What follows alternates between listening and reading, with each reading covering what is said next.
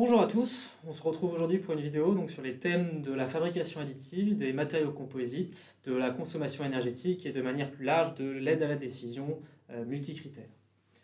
Donc ces travaux-là se basent sur mes travaux de thèse qui ont été réalisés en co-tutelle entre Polytechnique Montréal et l'ENS Rennes. Au cours de cette présentation, assez classiquement, je vais commencer par un peu de contexte pour présenter les différents éléments. Je vais introduire le plan d'expérience qui a été réalisé pour ces travaux-là, les résultats obtenus, et je terminerai par une présentation de l'outil d'aide à la décision multicritère et quelques mots de conclusion. Donc tout d'abord, de quoi est-ce qu'on parle? Ici, donc, on va tout d'abord sur de la fabrication additive et plus spécifiquement sur du dépôt de fil fondu, aussi appelé Fused Filament Fabrication. Donc ici, vous avez un schéma qui explique basiquement le principe de fonctionnement du dépôt de fil fondu.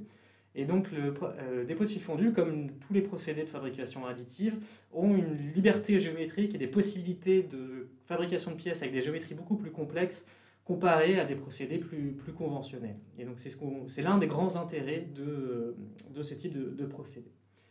Et on va essayer de coupler la fabrication additive avec donc des matériaux composites. Donc ici par exemple des polymères renforcés par fibre de carbone.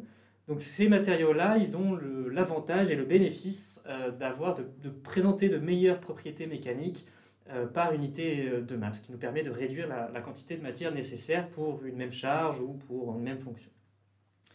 Et donc l'idée de vouloir coupler ces deux éléments techniques, il vient dans un troisième élément qui est une consommation énergétique qu'on essaye de réduire, notamment dans le cas du secteur du transport. Donc ici vous avez un graphique qui présente pour différents types de moyens de transport une énergie potentielle qui pourrait être économisée si on réussissait à réduire la masse des véhicules de transport. Et en effet, plus on réduit la masse d'un véhicule de transport, plus on réduit la quantité d'énergie nécessaire à son déplacement.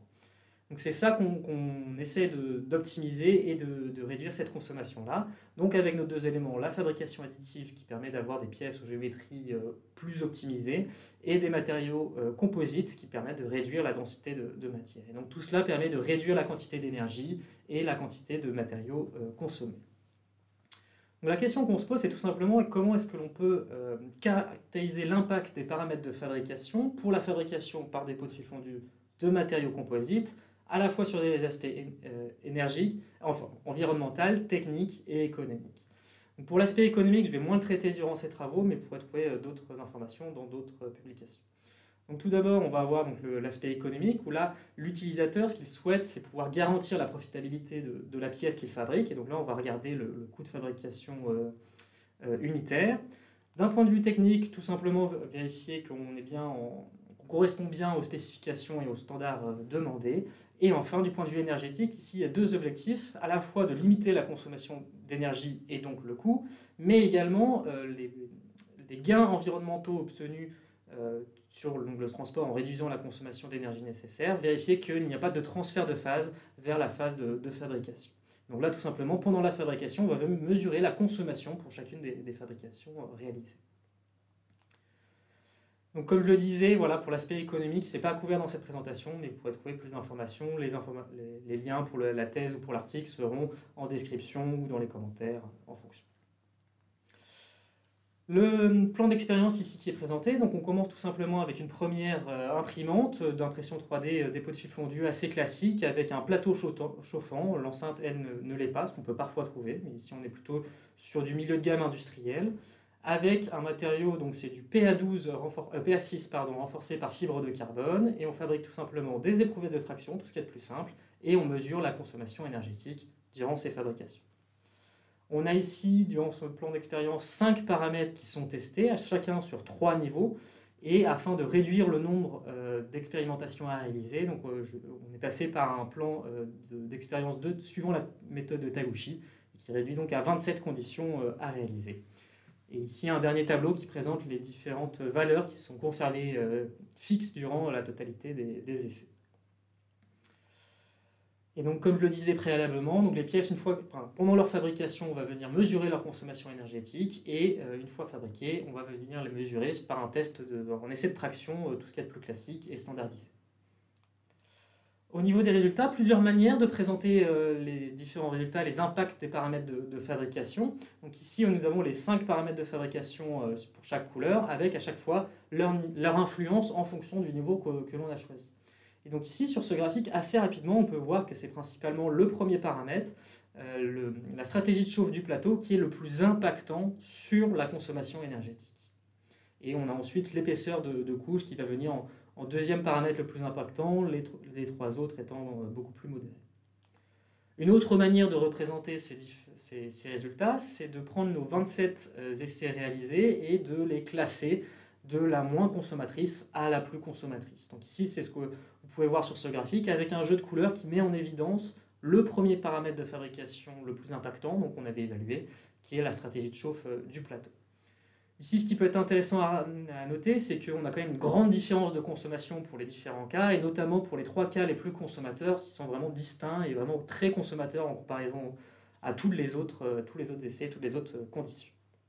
On peut faire ce même travail-là donc, sur l'essai en traction. Donc ici, on a le même graphique que précédemment, avec l'impact des différents paramètres de fabrication sur la résistance ultime en traction, et on voit que c'est toujours la stratégie de chauffe du plateau qui est le paramètre le plus impactant et l'épaisseur de couche qui vient un peu en deuxième, les 3 autres étant déjà plus similaires et plus impactants, plus proches de ce qu'on peut avoir comme impact que l'épaisseur de couche. Comme précédemment, on peut également classer ces différentes conditions de la moins résistante à la plus résistante. Et ici, ce que l'on peut observer, contrairement au graphique précédent sur l'énergie, ici, pour les conditions les plus résistantes, on a des résultats finalement très similaires, très proches les uns des autres. Et donc, si on le met en relation avec le graphique précédent de l'énergie, on peut voir déjà que plus on consomme en énergie, cela ne veut pas nécessairement dire qu'on va avoir de meilleures propriétés mécaniques en sortie. Et donc, il y a sûrement un optimal à trouver entre ces deux éléments-là. Et donc, c'est là où, justement, on va essayer de développer un outil d'aide à la décision multicritère. Et donc, une manière de faire ça, c'est d'utiliser ce genre-là de graphique, où on va représenter, donc tout d'abord, on va avoir la consommation en énergie et la résistance ultime qui sont placées, avec nos fins de cette condition, qui en plus, ici, j'ai rajouté un jeu de couleurs qui correspond au coût normalisé pour ces 27 conditions, le coût de fabrication unitaire, et donc qui permet de rapidement répartir nos différentes conditions en fonction des propriétés en sortie. Alors ce genre de graphique-là, comment est-ce qu'on peut l'utiliser et comment est-ce qu'il faut le lire? Donc l'idée c'est que en bas à gauche, on aurait le cas idéal, c'est-à-dire avec une énergie nulle et une résistance qui serait infinie, c'est le cas idéal. Évidemment, ça n'existe pas, on est plutôt sur un groupe de points et d'essais qui sont répartis ensemble avec une limite, une zone de compromis entre nos 2 paramètres qu'on voit qui n'est pas dépassé. On peut ensuite venir rajouter des outils et jouer un petit peu avec ce genre de graphique-là, notamment en rajoutant une droite. Donc l'idée de la droite, c'est qu'on va partir de notre point idéal et qu'on va venir ensuite le décaler jusqu'à avoir une intersection avec un de nos points. Et ce point-là, ici le 23, est le jeu de paramètres qui va venir trouver le compromis idéal entre nos 2 paramètres, qui sont donc l'énergie et la résistance ultime en traction. Alors après, cette droite-là, ici, c'est une pente de 1, ça veut dire qu'il n'y a pas de préférence entre la consommation énergétique et la résistance en traction. Cependant, on peut faire varier cette pente. Ici, par exemple, avec une pente de 0,1, on est 10 fois plus intéressé par réduire la consommation énergétique que par des performances mécaniques. Là, c'est une autre condition qui apparaît, la 3. Et de la même manière, si on prend une pente de 10 fois plus intéressé par les propriétés mécaniques, là, dans ce cas-là, c'est la condition 24 qui apparaît en premier. Mais ce qui peut être également intéressant, là, c'est ce que vous voyez, on a un autre point qui est très proche de cette droite, qui correspond d'ailleurs au 23, sur la première, avec une pente de 1. Et donc ces 2 conditions-là sont en concurrence l'une avec l'autre et semblent avoir des performances similaires. Et c'est là où le 3e paramètre, celui du coût normalisé, nous permet de distinguer, de discriminer entre ces deux paramètres. Le 24 étant en rouge fait partie des plus coûteux et celui en dessous, le 23 qui est en bleu, donc fait partie des moins coûteux. Et donc ça peut être une manière de sélectionner le jeu de paramètres optimal pour la fabrication et pour la pièce que l'on souhaite fabriquer. Donc quelques points pour résumer l'ensemble de ces travaux-là et de cette présentation-là. Donc tout d'abord, on a ici une méthodologie qui nous permet d'évaluer le couple imprimante-matériaux et de voir comment est-ce qu'il fonctionne et quelle est leur réponse, notamment du point de vue de consommation énergétique et de performance mécanique. On a une meilleure compréhension de comment fonctionne notre imprimante. Ici, on a pu identifier que la stratégie de chauffe du plateau est la principale source de consommation d'énergie, mais également la principale source de performance mécanique. Et comme je l'ai dit précédemment, donc on peut avoir des performances mécaniques assez similaires tout en réduisant la consommation énergétique, puisque ce n'est pas une corrélation 1 pour 1 entre les deux.